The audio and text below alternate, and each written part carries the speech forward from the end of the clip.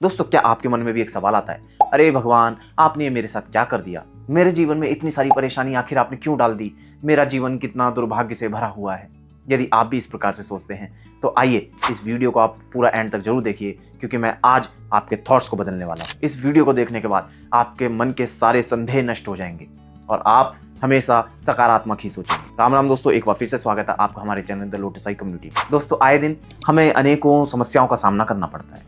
हम अपने आसपास के लोगों को देखते हैं कि अरे वो तो बहुत सुखी है, वो तो बहुत प्रसन्न है, मैं इतना अच्छा काम करता हूँ उसके बाद भी मेरे जीवन में बहुत समस्याएं आती हैं। हाय भगवान, ऐसा क्यों हो गया? मेरे जीवन में इतना सारा दुख क्यों है?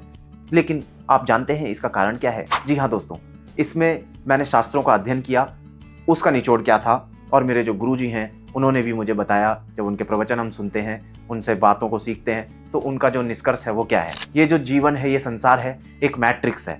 मैट्रिक्स मतलब इल्यूजन, मायाजाल, ये सपना है, कुछ भी असली नहीं है। तो फिर इसमें जिया कैसे जाए? हमें तो बिल्कुल असली लगता है। तो हाँ, इसका जीने का एक तरीका है कि सदैव प्रसन्न रहिए, हमेशा खुश रहिए।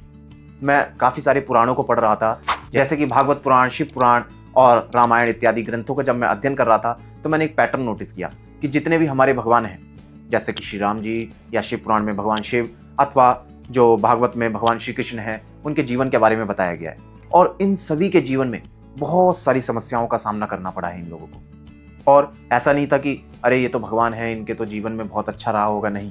बहुत सारी समस्याओं का सामना करना पड़ा, कभी राक्षसों का, कभी किसी तरीके से सामाजिक तौर पर। लेकिन इन सबके जीवन में एक चीज कॉमन थी कि वो सदैव मुस्कुराते रहते थे। कोई समस्या आ जाए तो ऐसे नहीं करते थे, हाय मेरा क्यों हो गया, अरे मेरे जीवन में ऐसा क्यों है, कोसते नहीं थे। वो मुस्कुराते थे और हमेशा कहते थे अच्छा, देखते हैं इसका क्या समाधान हो सकता है, और बेस्ट तरीके से काम करते थे। परंतु हमारा क्या होता है, हम तो कोसने लग जाते हैं, अरे मेरा तो दुर्भाग्य ही है, अरे मेरे साथ तो ऐसा ही होना है, भगवान ही बेकार है, मेरा तो किस्मत ही खराब है, मेरे तो माँ बाप खराब है। हम आए दिन अपने आसपास की परिस्थितियों को, अपने लोगों को कोसते रहते हैं, अपनी किस्मत को कोसते रहते हैं, स्वयं को कोसते रहते हैं। परंतु ऐसा करना बहुत बेकार है। अब देखिए, मेरे जो गुरुजी बताते हैं वो यही कहते हैं कि यदि आप हमेशा प्रसन्न रहेंगे, मुस्कुराते रहेंगे, तो भगवान आपको देखकर बड़ा खुश होगा और तथास्तु कहकर आपके जीवन में और खुशियों को बढ़ाएगा। लेकिन अगर आप कोसते रहेंगे, मैं तो बहुत दुखी हूँ, भगवान कहेगा तथास्तु, मैं तो बहुत बहुत दुखी हूँ, भगवान कहेगा तथास्तु तथास्तु, मैं तो बहुत बहुत बहुत दुखी हूँ, भगवान कहेगा तथास्तु तथास्तु तथास्तु, और आपके दुख बढ़ते ही चले जाएंगे। अब इसको दूसरे तरीके से भी समझने की कोशिश कीजिए। सभी धर्मों में एक बात कॉमन है, सभी लोग कहते हैं कि भगवान या तो हमारी माँ है या फिर पिता है। जैसे कि बहुत सारे धर्मों में कहते हैं कि भगवान हमारा गॉड जो है वो फादर है, तो पिता या माँ के रूप में हम भगवान को मानते हैं।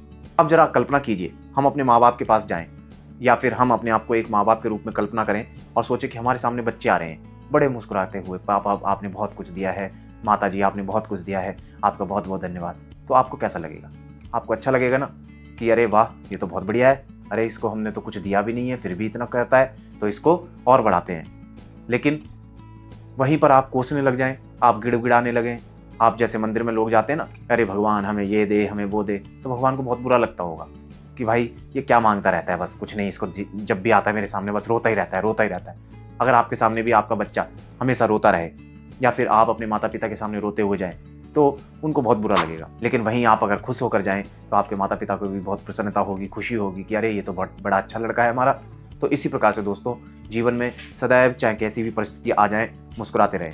तो दोस्तों, हमेशा याद रखें, जीवन में खुश रहें, मौज में रहें और हंसते मुस्कुराते रहें। ये परेशानियां तो आती रहेंगी। देखिए, जब भगवान परेशानियों से नहीं बचे तो हमारी क्या औकात है?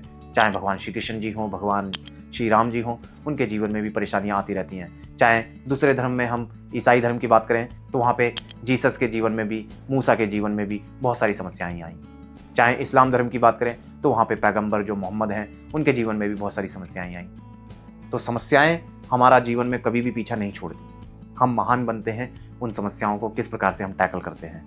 यदि हम रो रो के जीवन में उनको टैकल करेंगे तो हम इतने बड़े कभी महान नहीं बन सकते। यदि जितने भी हम हमारे सामने जो महापुरुष हैं, उदाहरण हैं, वो रो रो कर अगर जीवन को काटते, तो क्या आपको लगता है हम उनको याद करते? क्या हम उनको महान मानते? नहीं। उन्होंने खुश होकर ईश्वर का नाम लेकर जीवन में समस्याओं का सामना किया और कभी भी समस्याओं से झुके नहीं, और समस्याओं को पार करके उन्होंने अपना नाम कमाया, महान बने। आज इतने बड़े महान हैं कि आज हम उन लोगों की पूजा करते हैं। इतने हजारों सालों के बाद भी हम उन्हें याद रखते हैं। तो जीवन ऐसा ही जिए, कभी शिकायत ना करें।